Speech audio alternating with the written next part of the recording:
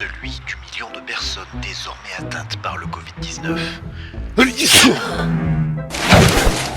Chérie, ça va?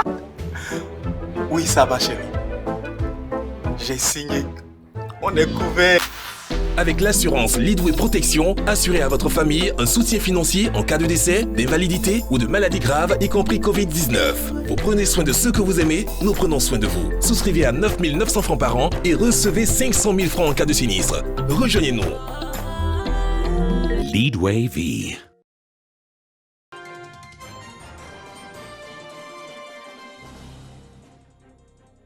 Mesdames et messieurs, bonsoir. Merci d'avoir choisi RTI1. Voici les grands titres de ce 20h. Ce mercredi s'est tenu le traditionnel Conseil des ministres en présence du chef de l'État, Alassane Ouattara. L'actualité sanitaire était au menu. Le Conseil a adopté un décret. Il est relatif au contrôle sanitaire des personnes aux différents points d'entrée de la Côte d'Ivoire. Ce décret vise à réglementer le dispositif de contrôle. L'opération de révision de la liste électorale a démarré aujourd'hui. Le top départ a été donné officiellement par le président de la commission électorale indépendante, Kuiber Koulibaly, dans la commune de Yopougon. Il appelle les populations à y prendre part massivement afin de mettre à jour le fichier électoral. Ce 10 mai, les chiffres sont tombés concernant le bilan sanitaire dominé par le coronavirus. Le ministère de la Santé et de l'Hygiène publique a dévoilé le bilan. Ce mercredi, on dénombre 186 nouveaux cas, 129 nouvelles guérisons. La déclaration du ministère de la Santé dans ce journal. Au Nigeria, plus de 60 civils ont perdu la vie hier dans l'attaque de leur village situé dans le nord-est du pays. Les terroristes de Boko Haram affiliés à l'EI sont pointés du doigt. Le village a été incendié par les djihadistes qui reprochent aux villageois de partager des informations avec l'armée. Soyez la bienvenue sur RTI1. L'actualité sanitaire était au cœur du Conseil des ministres de ce mercredi. En présence du chef de l'État, Alassane Ouattara, les membres du gouvernement ont fait le point du plan de riposte contre le coronavirus qui frappe l'humanité. Un décret a été adopté. Il est relatif au contrôle sanitaire des personnes aux différents points d'entrée de la Côte d'Ivoire. Ce décret va réglementer le dispositif de contrôle aux 42 points d'accès au territoire national. Jérôme Kofi Abolé. Un jour, le mercredi 10 juin de cette année 2020, un lieu, le palais présidentiel de la République de Côte d'Ivoire, dans son aspect à la fois prestigieux et mythique. Une réunion, le Conseil des ministres, comme toujours présidé par le chef de l'État, le président Alassane Ouattara. Une réunion qui, conformément à ses habitudes, n'a pas lésiné sur les moyens pour parler des mesures prises sur la vie de la nation. Le Conseil a adopté un décret portant ratification d'une convention de crédit d'un montant de 36,07 milliards de francs CFA, conclu le 28 mai 2020 entre l'Agence française de développement et la République de Côte d'Ivoire en vue du financement du projet d'achèvement des opérations de réhabilitation d'infrastructures de transport. Ce projet vise à améliorer les conditions de circulation des biens et des personnes entre les différentes régions du pays et à favoriser les échanges avec les pays limitrophes. Il comprend précisément la réhabilitation de la route du Nord entre Bouaké et Fekese-Dougou, longue de 220 km, la réhabilitation du pont Oufouette-Boigny et le remplacement en zone rurale de 11 ouvrages par des ponts métalliques. Et tenez-vous bien, il n'y a pas que cette décision sur l'amélioration des conditions de circulation des biens et des personnes. Celle qui suit a été prise relativement au contrôle sanitaire des personnes aux points d'entrée terrestres, maritimes, fluviaux, lagunaires, ferroviaires et aéroportuaires dans le cadre de la riposte contre la maladie à coronavirus. Ce décret crée, conformément au règlement sanitaire international, 42 postes de contrôle sanitaire au point d'entrée sur le territoire national en vue de renforcer la sécurité sanitaire en tout point du territoire. Ces points de contrôle, tenus par des agents de l'Institut national de l'hygiène publique, en liaison avec les forces de défense et de sécurité, constituent les premiers contacts à l'entrée et les derniers à la sortie du territoire national, de façon à protéger durablement les populations contre les menaces sanitaires sans entraver la libre circulation des biens et des personnes. En outre, le Conseil a adopté une communication sur l'état d'exécution du programme social du gouvernement PS-Gouv au 31 mars 2020. Au terme du premier trimestre 2020 et en dépit du contexte de crise liée à la COVID-19, le PS-Gouv a notamment permis de réaliser l'électrification de 186 localités, le raccordement de 34 545 ménages grâce au fonds PEPT, la construction de 174 latrines écoles et de 3 438 latrines villageoises et de procéder au remplacement de 1 965 pompes villageoises. Au cours de cette même période, 404 213 personnes ont été enrôlées dans le cadre de la couverture maladie universelle. Ces réalisations ont nécessité, à fin mars 2020, l'engagement d'un montant total établi à 105,3 milliards de francs CFA, dont 82 milliards de francs CFA au titre du PRONER sur 479,4 milliards de francs CFA de financement effectif en 2020, soit un taux d'engagement de 22% en lien avec les difficultés relatives au basculement en mode budget-programme en cours de résorption pour améliorer l'exécution budgétaire ainsi qu'aux mesures de restriction imposées par la gestion de la COVID-19. Aussi, avant d'en arriver au baisser de rideau, le Conseil, à son point de divers, a-t-il informé sur le début ce mercredi de la période de la révision de la liste électorale et sur la tenue du Conseil national de sécurité, prévu ce jeudi. Et justement, ça y est, l'opération de révision de la liste électorale a démarré ce mercredi 10 juin. Le top départ a été donné officiellement par le président de la commission électorale indépendante, Cuibert Koulibaly, dans la commune de Yopougon. Il appelle les populations à y prendre part massivement afin de mettre à jour le fichier électoral. Le reportage de Sidonie Davila. La révision de la liste électorale est entrée dans sa phase pratique ce mercredi. Cette visite guidée des autorités avec à sa tête le premier responsable de la commission électorale indépendante, CEI, dans certains bureaux de recensement à l'école William Ponty de Yopougon est pour s'assurer de l'effectivité de l'opération d'enrôlement. Vous ne devez pas aller au-delà de ce qui vous a été indiqué dans la procédure. Parce que si vous prenez mal le nom sur le formulaire, immédiatement le formulaire est rejeté. Yopougon, la plus grande commune d'Abidjan, qui abrite la cérémonie de lancement officiel du démarrage de l'opération d'enrôlement, concentre plus de 400 000 électeurs. Avec cette faible affluence remarquée dans les centres ce premier jour, le maire assure de son soutien dans les actions de sensibilisation. Le conseil municipal de Yopougon se fait d'ailleurs le devoir républicain d'appuyer votre institution dans toutes les initiatives de sensibilisation et d'encadrement des populations afin que cette opération soit un succès total dans notre commune. Pour le bon déroulement de l'enrôlement, la commission électorale indépendante a mobilisé les moyens humains et matériels. Seule votre inscription sur la liste électorale vous confère la qualité pour faire entendre votre voix et votre choix et accorder ainsi votre suffrage le jour du scrutin. Voici toute l'importance de l'opération de recensement des électeurs que nous lançons ce jour. L'enrôlement en ligne devrait rapporter la preuve qui fonde le changement du lieu de vote. Cette preuve se faisant par la production d'une attestation de résidence, de domicile ou une attestation fiscale. Nous avons conçu à cet effet des documents spécifiques disponibles dans les commissariats, dans les mairies, dans les sous-préfectures et dans les administrations fiscales. Il est bon de préciser que ces documents sont gratuits. Le ministre Sidiki Diakité et Adama Bictogo, directeur exécutif du RHDP, saluent cette opération qui marque une étape importante du processus électoral en Côte d'Ivoire. Nous voudrons en profiter pour encourager tous les Ivoiriens, particulièrement les nouveaux majeurs et ceux disposant des pièces requises pour s'inscrire sur la liste électorale, à justement approcher les centres d'enrôlement pour s'inscrire sur cette liste électorale. C'est l'occasion aussi pour nous, les hommes politiques, qui sommes en premier concernés par ce démarrage donc, de l'inscription sur le fichier électoral, appeler tous les militants du RHDP à s'inscrire massivement, à occuper le terrain, à aller dans tous les hameaux, dans tous les quartiers, toutes les communes, pour mobiliser, sensibiliser.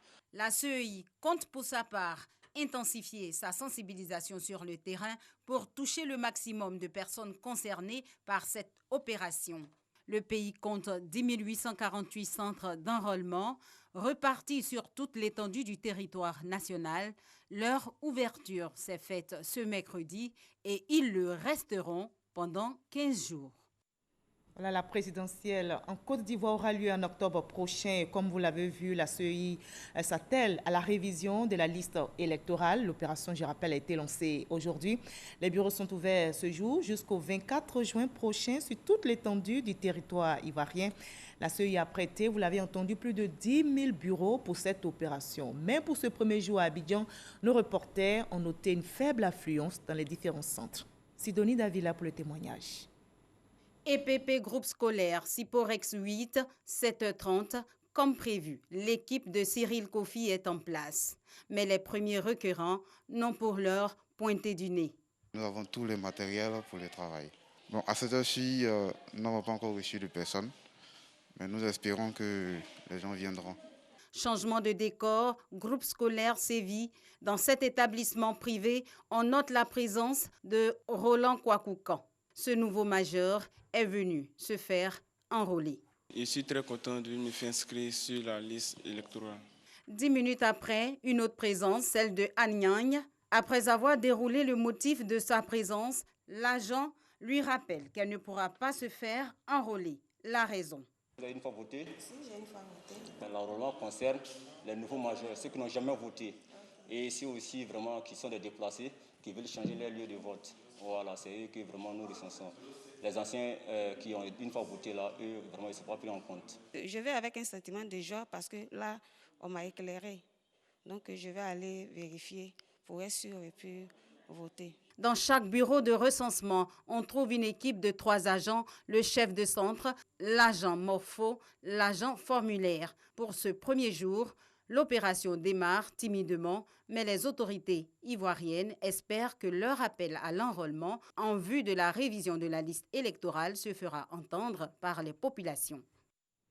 À Boaké, dans la région de Boaké, l'opération de révision de la liste électorale a aussi démarré. Mais pour ce premier jour, on note aussi une faible affluence dans les centres. Les autorités locales appellent donc les populations à s'approprier le processus d'enrôlement. Le reportage à Boaké de Guédema Ouattara. Le processus de révision de la liste électorale a démarré sur toute l'étendue du territoire national. À Boaké, on constate une faible affluence dans les différents centres d'enrôlement. Depuis ce matin, nous avons reçu 2 personnes et plusieurs personnes sont venues pour vérifier le lieu de recensement. Au lycée classique et moderne 1, Adama est venu se renseigner sur les pièces à fournir pour un changement de lieu de vote. J'étais sur la liste ici à Boaké. Bon, pour le deuxième, ça m'a trouvé à Goville. On m'a donné des consignes d'aller à la police, aller faire le certificat de résidence pour pouvoir faire le déplacement sur Boaké. Pour s'assurer du bon déroulement de l'opération, les autorités locales ont visité quelques centres. Dans ces différents lieux d'enrôlement, les agents de la CEI révèlent quelques difficultés. Pour scanner la pièce d'identité, on a un petit souci. Quand on le fait, les données ne sortent pas. On attend nos responsables pour qu'ils viennent donner plus d'informations. Les autorités préfectorales invitent les pétitionnaires à s'inscrire massivement sur la liste électorale. Après avoir visité les quelques centres d'enrôlement, 2 constats se dégagent. Le premier constat, c'est la faible affluence des populations. Non, il faut que les populations sortent massivement, parce que nous n'avons que 10 jours pour la révision de la liste électorale. Il n'y aura pas d'autres délais. Le deuxième constat, c'est la difficulté que certains agents ont avec les tablettes. Je pense que des dispositions seront prises afin que les tablettes fonctionnent bien et ne bloquent pas le processus. Le département de Boaké compte 335 centres d'enrôlement, dont 173 dans la commune. L'opération prend fin le 24 juin prochain. Et en marge de cette opération de révision de la liste électorale, les sénateurs réunis en séance plénière à Yamoussoukro ont adopté la loi sur le statut des commissaires de justice.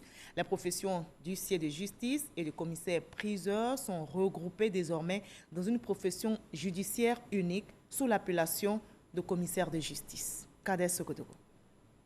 Jeannot Aoussou-Kouadio et les sénateurs en pleine activité à la Fondation Félix Houphouët-Boigny pour la recherche de la paix de Yamoussoukro. Ce mercredi 10 juin, une plénière d'adoption définitive par le Sénat du statut des commissaires de justice. Un statut qui, du reste, ne fera l'objet d'aucun refus. Face à la presse, le président du Sénat a situé le cadre des séances d'information organisées par son institution. Ces séances d'information ont pour but d'informer les sénateurs, les représentants de la nation, mais aussi des collectivités territoriales, afin qu'ils s'approprient toute l'action gouvernementale. Qu'est-ce qui se passe? Qu'est-ce que le gouvernement fait comme travail? Qu'on échange, qu'on donne nos points de vue pour dire, attention, il faut aller dans tel sens. Nous sommes au quotidien avec la population. La population souhaite que les choses se fassent ainsi. Et n'oubliez pas aussi que nous évaluons les politiques publiques. Quand le gouvernement, l'exécutif finit de gérer le budget qu'on met à sa disposition, c'est le Parlement qui vient vérifier si le budget a été bien utilisé. C'est le Parlement qui donne le quitus, la bonne exécution du gouvernement. Donc c'est pour suivre la bonne exécution que nous faisons les séances d'information, on pose des questions. C'est constitutionnel, c'est réglementaire. Des séances pour répondre aux préoccupations des populations, mais également une véritable lucarne pour les membres du gouvernement pour mieux informer sur des questions du moment. Le Sénat est tout heureux de recevoir les membres du gouvernement. Mais là, on rentre dans le débat. Quand le ministre de l'Économie et des Finances vient au Sénat, c'est la Commission des affaires économiques et financières du Sénat qui reçoit le ministre, mais avec les autres sénateurs. Donc les questions sont à la fois techniques, mais politiques. Dès demain jeudi, Félix Anoublé, ministre de la promotion des PME, sera reçu par le Sénat pour une séance d'information.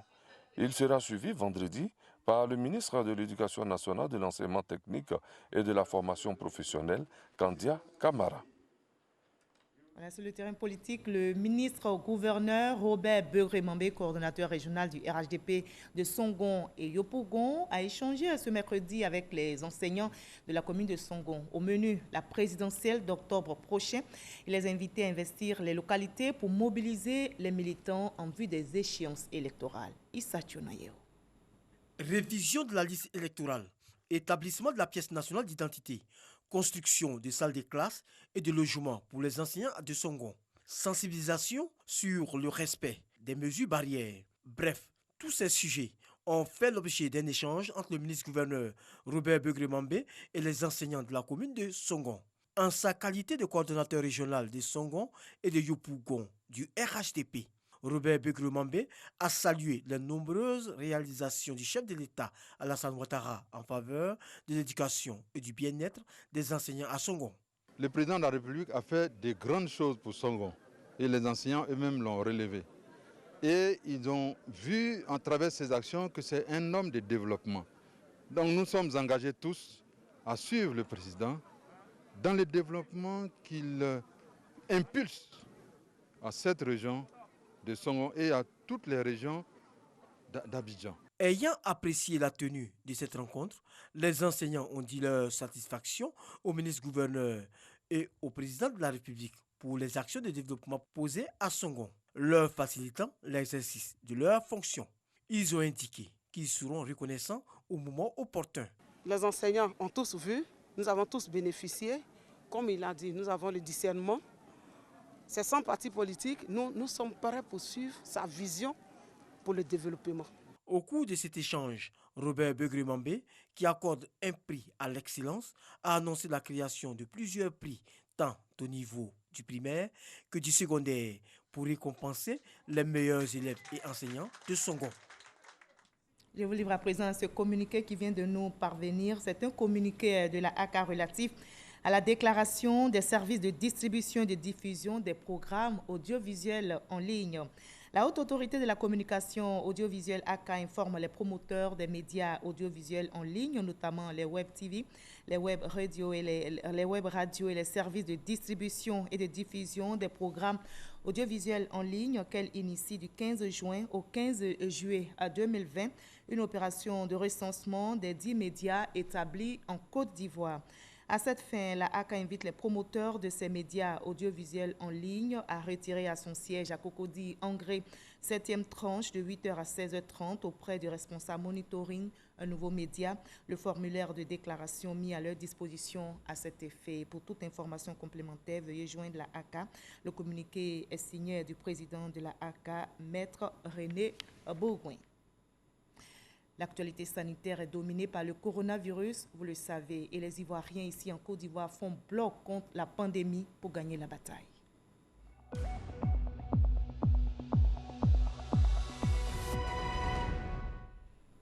Les chiffres sont tombés. Le ministère de la Santé et de l'Hygiène publique a dévoilé le bilan sanitaire dominé par le coronavirus. Ce mercredi, on dénombre dans notre pays 186 nouveaux cas et 129 nouvelles guérisons. Nous écoutons le directeur général de la Santé, professeur Mamadou Samba. Le ministère de la Santé et de l'Hygiène publique a enregistré ce jour, mercredi 10 juin 2020, 186 nouveaux cas de COVID-19 sur 612 échantillons prélevés, soit 30,4% de cas positifs, 129 guéris et 3 décès. Nous avons déploré ce jour 3 décès au service des maladies infectieuses et tropicales du CHU de Treichville. Le premier est un patient de 22 ans, obèse. Le second est un patient de 47 ans avec une obésité morbide et un troisième de 62 ans, transplanté rénal et diabétique.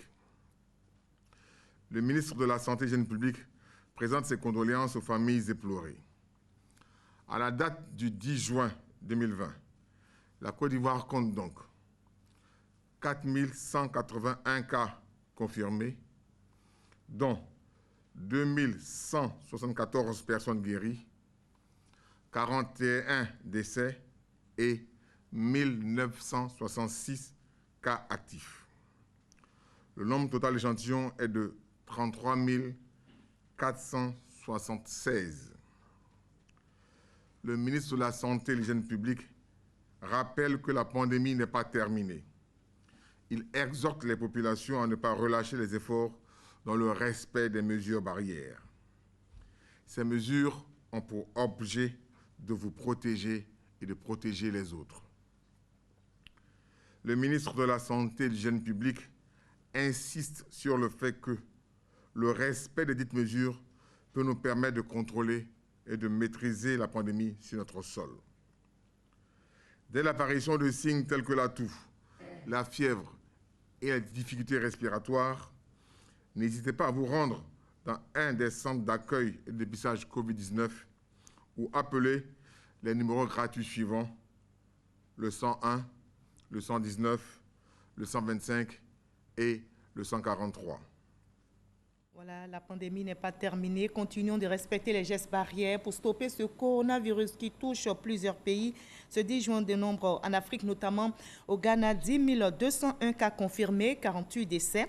Au Sénégal, 4 640 cas confirmés, 52 décès. Au Burkina Faso, 891 cas confirmés, 53 décès. L'Afrique des nombres ce jour est 4 404 cas confirmés, 5 552 décès. Dans le monde, on dénombre au moins 7 293 307 cas confirmés, au moins 413 126 décès. Pour barrer la route à ce virus mortel dans notre pays, on continue de sensibiliser sur les gestes barrières.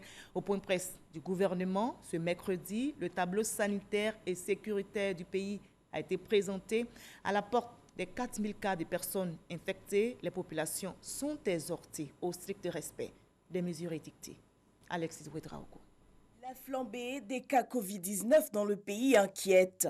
Le point presse du gouvernement ce mercredi tire la sonnette d'alarme. Les données ces dernières semaines confirment que le bilan s'aggrave de plus en plus avec l'augmentation constante du nombre de nouveaux cas de Covid-19 diagnostiqués, dont le taux oscille entre 15 et 27%, du fait de la circulation active du virus dans notre pays, en particulier au niveau communautaire. À la porte des 4000 cas de personnes infectées, le non-engagement des populations n'est plus acceptable. Les mesures barrières sont l'affaire de tous.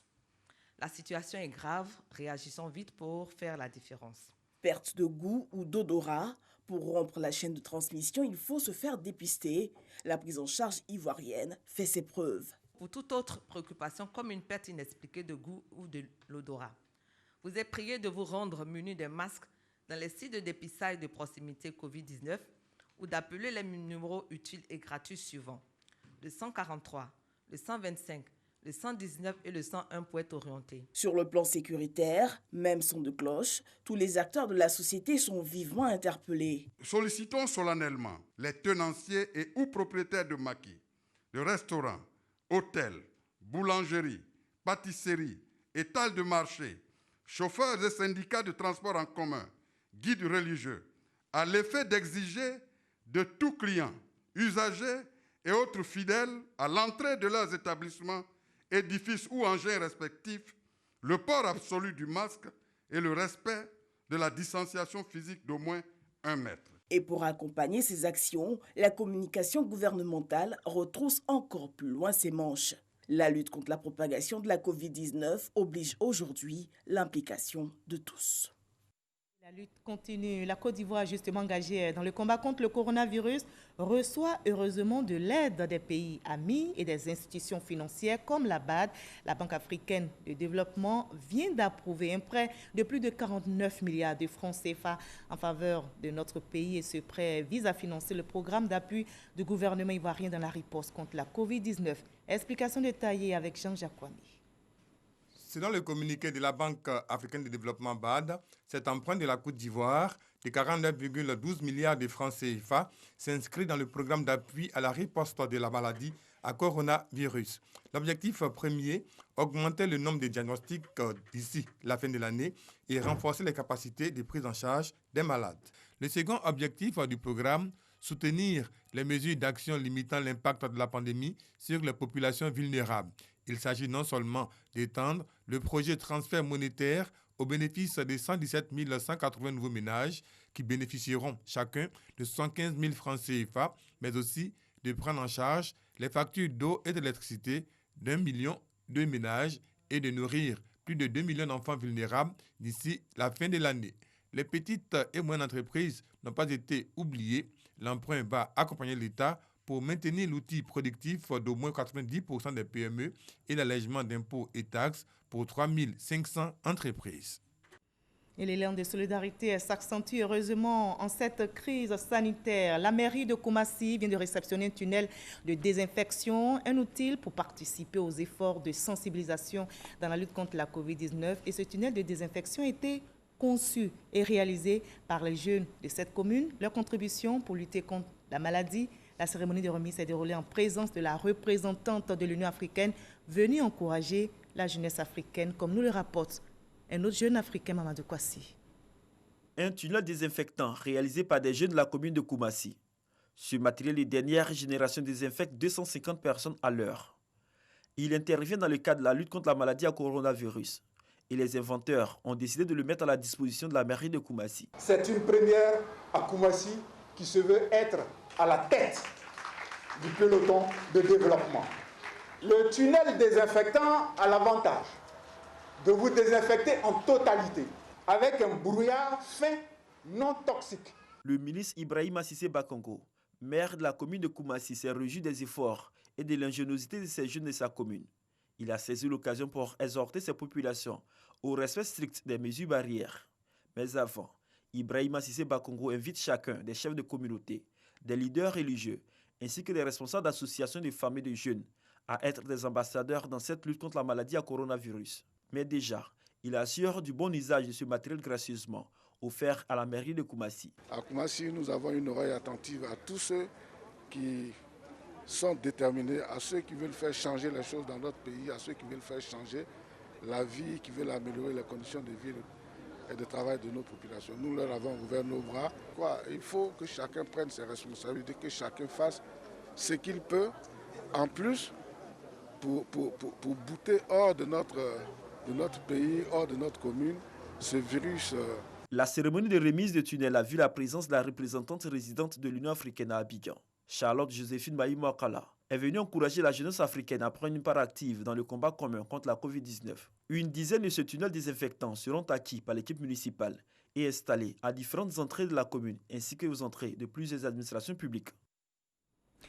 Pour freiner la propagation du coronavirus, vous le savez, le Conseil national de sécurité a procédé à l'isolement du Grand Abidjan. Depuis le 29 mars dernier, les compagnies de transport sont interdites de convoyer les passagers vers la capitale économique ivoirienne et vice-versa. Eh bien, 2 mois après cette mesure, quel bilan dresser?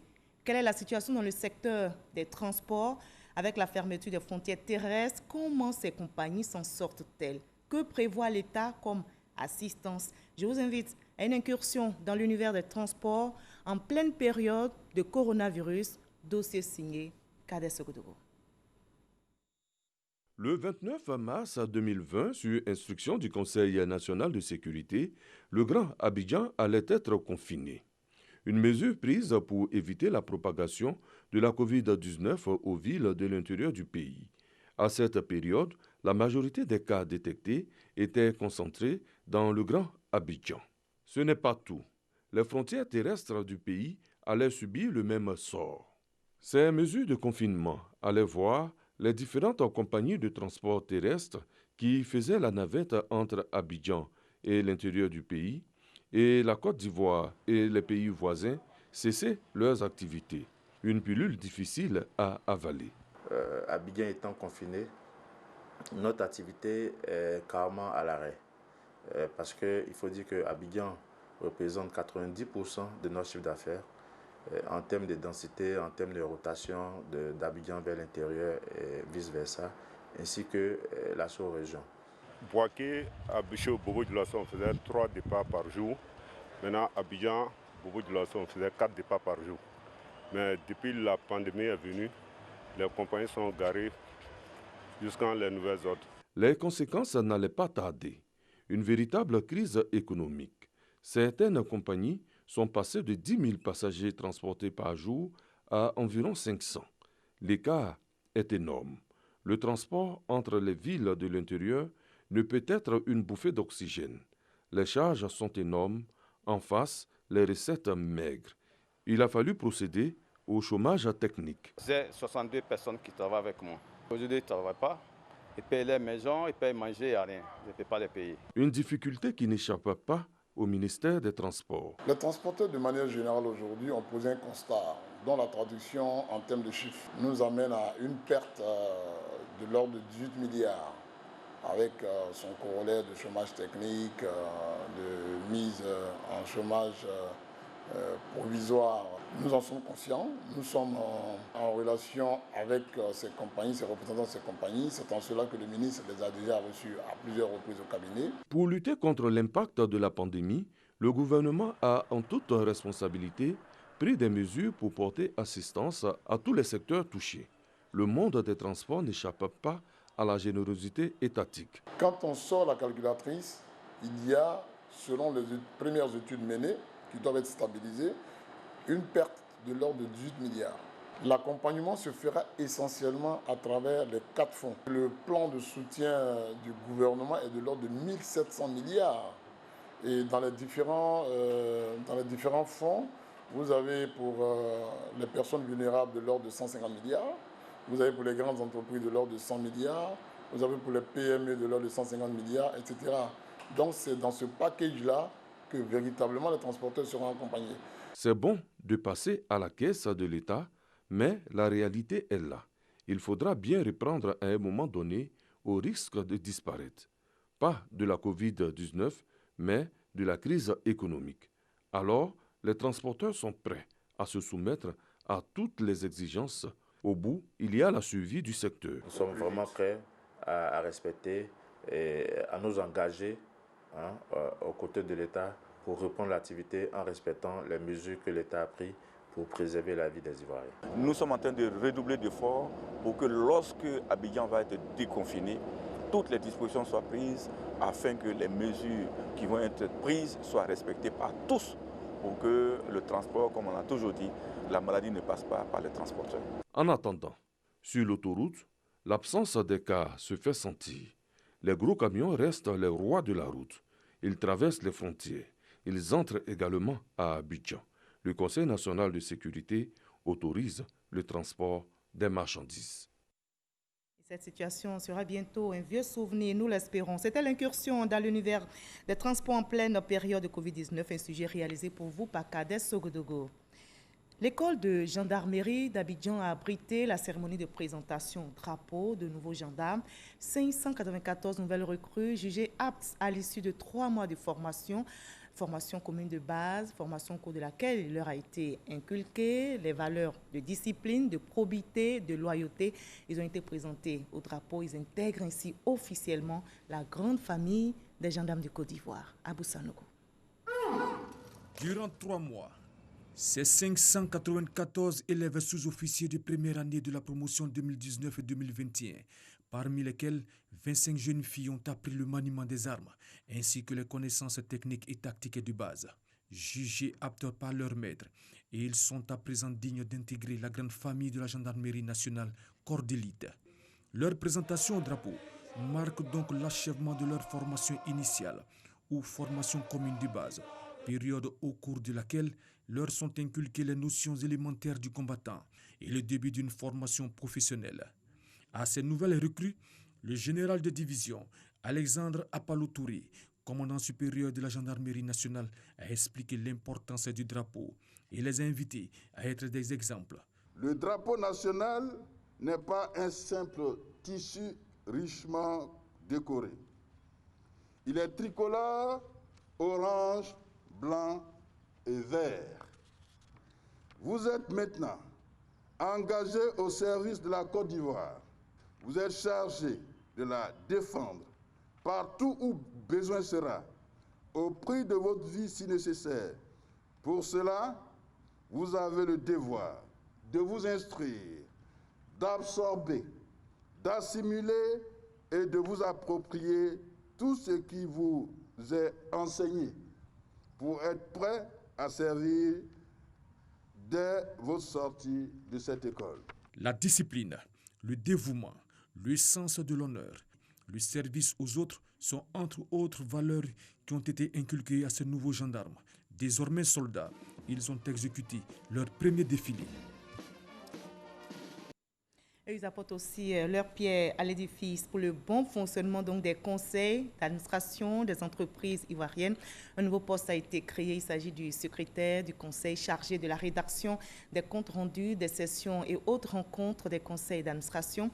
Les occupants de cette nouvelle tâche rencontrent malheureusement des difficultés dans l'exercice de leurs fonctions.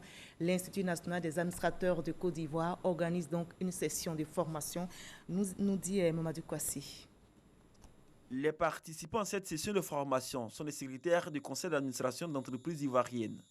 Ils bénéficient d'un renforcement des capacités axées sur la nouvelle fonction qu'ils occupent au sein de ces différents conseils d'administration. Et pour cette première édition, plusieurs modules dont le rôle et les missions du secrétaire du conseil sont traités. Il s'agit pour eux d'élaborer les comptes rendus des réunions du conseil. Ce sont des gens expérimentés, mais qui ne sont pas expérimentés dans la fonction de secrétaire du conseil d'administration, qui est une fonction nouvelle. Mais il faut tenir compte de ce que dit l'OADA par rapport à ça, que disent les textes. Cette session de formation est à l'initiative de l'Institut national des administrateurs de Côte d'Ivoire, INATSI. Cela pour améliorer l'environnement de la gouvernance, pour confirmer sa volonté d'adopter les normes et codes propres aux entreprises. Une chose est de prendre des résolutions, une autre est de faire le suivi des diligences, n'est-ce pas, relatives à ces résolutions. C'est pourquoi j'estime que c'est vraiment des fonctions incontournables et on a besoin de ça. Les présidents du conseil d'administration veulent aussi donner une nouvelle dynamique à leurs différentes structures afin de répondre valablement aux attentes du gouvernement, tout en mettant l'accent sur la bonne gouvernance. Quand ils sont outillés et ils ont les compétences requises, c'est nous que ça aide. Parce qu'on a besoin d'une assistance qui nous permet de pouvoir être efficace. Assurer le secrétariat du conseil avec efficacité pour une entreprise performante est le thème de ces 4 jours de formation. Et cette session est la toute première d'une série de formations initiées par l'INATSI. L'ambiance est tout autre au Nigeria où plus de 60 civils ont perdu la vie hier dans l'attaque de leur village situé dans le nord-est du pays. L'attaque meurtrière a eu lieu dans le village de Felo. Les groupes djihadistes sont montrés du doigt, en particulier la branche de Boko Haram affiliée à l'EI, l'État islamique. Le village a été incendié par les djihadistes qui reprochent aux villageois de partager des informations avec l'armée. Cette incursion contre des civils survient alors que l'armée nigériane multiplie les frappes aériennes dans le nord-ouest du pays et communique ces derniers jours sur la reddition de plusieurs membres du groupe terroriste Boko Haram. Fin de ce 20h. Merci à vous tous de votre aimable attention. Continuons de respecter les gestes barrières pour barrer la route au coronavirus. À 23h, Marine Cognan vous donne rendez-vous pour les derniers journaux.